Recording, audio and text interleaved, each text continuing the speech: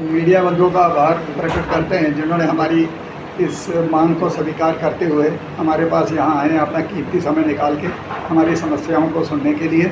तो समस्याएं तो 2014 के बाद सिर्फ समस्याएं ही समस्याएं हैं, लेकिन उनमें से जो प्रमुख हैं एक दो हम आपके सम्मुख आज रखने जा रहे हैं। बाकी की जो हम उसमें विस्तार से चर्चा बाद में करेंगे, कभी फिर आपको कष्ट देंगे। तो उसमें जो सबसे पहला मुद्दा हमारे पास वो एक बड़ा इम्पॉर्टेंट इशू है, वो है लैंड को लेकर के। हमारे पास हमारे यहाँ फुली बिल्ट अप एरिया है, ऑल अराउंड इसमें गवर्नमेंट बिल्डिंग्स बनी हुई हैं, जबकि पर्टिकुलर जो हमारे जो प्राइवेट लैंड है उसको इन्होंने sale purchase of that land has been banned और कोई इनके पास फॉर्मल ऑर्डर नहीं है। हमने आरटीआई के थ्रू भी जानने की कोशिश की, ऑर्डर इनके पास कोई नहीं है और ये सिर्फ इसी एरिया में बैंड हैं। उसमें कुछ खसरा नंबर जिनका मैं आपको आरटीआई के माध्यम से मैंने इनसे जो जानकारी प्राप्त की है, तो उसमें खसरा नंबर 746, खसरा नंबर 15, खसरा नंबर 32, 466, 712, 725, 736 वगैरह वगैरह जो खसरा हैं, ये प्राइवेट लैंड है और ये 10 बार पहले बिक चुकी है। ये पहली पटवारियों ने, गिरदावर ने, ये जो तहसीलदार हैं उन्होंने फ़र्द इशू की है, तभी इसकी रजिस्ट्री हुई है। 10 जगह पे ये बिक चुकी है और आज जब किसी व्यक्ति को ज़रूरत पड़ती है अपनी किसी ज़रूरत को पूरा करने, जैसे आप देख लीजिए आज की डेट में जो चिकित्सा है कितनी महंगी है। कोई खुदा न खासा बीमार हो जाए तो उसके बस की बात नहीं है, वो चाहता है चलो मेरी जान बच जाए, कोई 2 मरले उसको पैच को बेच करके वो अपना इलाज करवाना चाहता है, किसी को बच्चा बाहर भेजना है उसकी एजुकेशन के लिए। ये इन्होंने पूरी तरह से हमें इसको एक ठप कर दिया, वो बंद कर दिया। और इतने 2023 में मैंने एक कमिश्नर साहब को भी लेटर लिखी थी, भाई क्यों बंद किया गया, उसके बाद उसका कोई जवाब नहीं आ रहा है।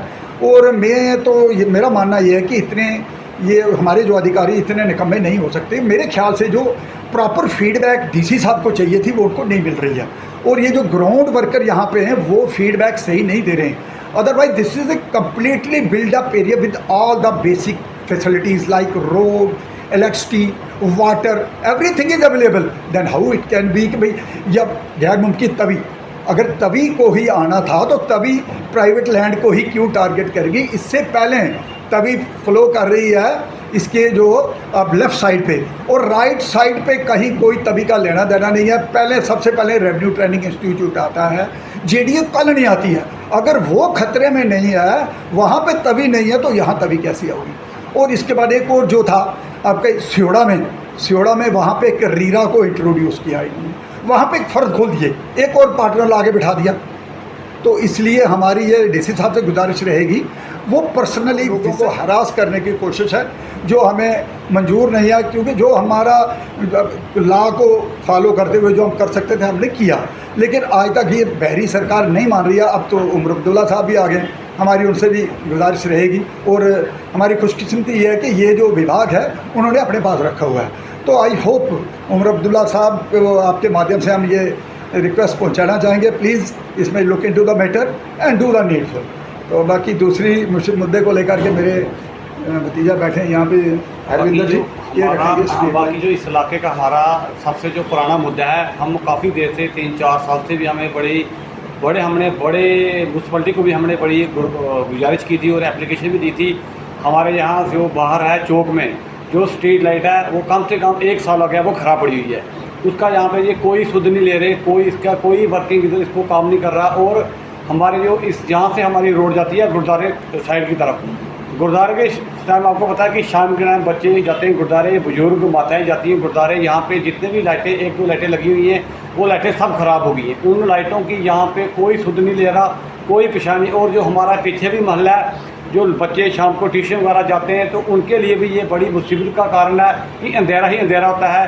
म्यूनसिपलिटी ने तो लाइटें अपनी लगा दी हैं, ये मैं नहीं कहूँगा कि लाइटें नहीं लगी हैं, लाइटें लगी हैं सब, और लाइटें लगने के बावजूद भी जब लाइटें ख़राब हो जाती है तो उनकी रिपेयरिंग में बड़ी डील है, बड़ी ये लापरवाही कर रहे हैं। तो हम ये भी गुजारिश करते हैं म्यूनसिपलिटी कमीशन को आपके माध्यम से कि ये जल्द से जल्द इन लाइटों को ठीक करवाएं, ताकि हमारे जो बच्चे हैं शाम को गुरुद्वारे, कोई मंदिर, कोई मस्जिद जा रहा है, यहाँ कोई बच्चे ट्यूशन पढ़ने के लिए जा रहे हैं, क्योंकि रात को अंधेरा होता है। आपको पता है कल जो चोरियाँ की वारदातें बड़ी ज़्यादा बन गई हैं, तो अगर अंधेरे में ऐसे को लाइटें ही ख़राब होगी तो जो चोर हैं, जो चोरी वगैरह करते हैं, तो उनके लिए बड़ी एक किस्म की बड़ी आसानी हो जाती है कि किसी के भी चैन जो का नया चला हुआ जो नशे कर रहे हैं, स्केचिंग चैन वगैरह उठा रहे हैं, तो उनके लिए तो बड़ा ईजी है ना।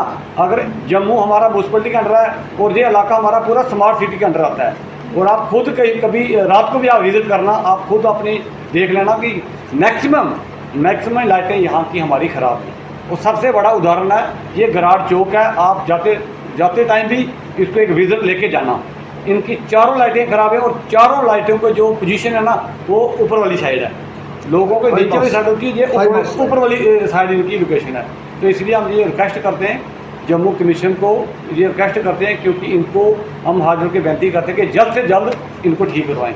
एक चीज़ मैं और ऐड करना चाहूँगा इसमें, ऐसा है आज से 10 वर्ष 12 वर्ष पहले, 10 वर्ष में 8-7-8 वर्ष पहले यहाँ जो लाइटें लगी थी, एक गली में एक लाइट होती थी, लेकिन वो वर्किंग कंडीशन में होती थी। इन्होंने क्या किया है, मैं चाहूँगा कि आपके माध्यम से इसकी तहकीकात हो कि इनको जो इनके साथ कॉन्ट्रैक्ट हुआ है उसमें वारंटी पीरियड भी होता है।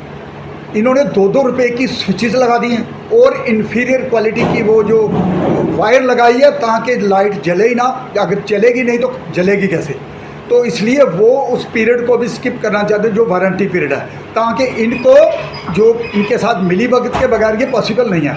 और हमने जब रिपोर्ट दे दी, यहाँ से हम यहाँ के रेजिडेंट हैं, हमने रिपोर्ट दे दी। यहाँ के एक दलजीत सिंह है, कोई मैं उसका नाम लेने में कोई संकोच नहीं है मेरे को, क्योंकि वो मेरी उसके साथ पर्सनल बात हुई है। He was behaving like a don. देखा आप कैसे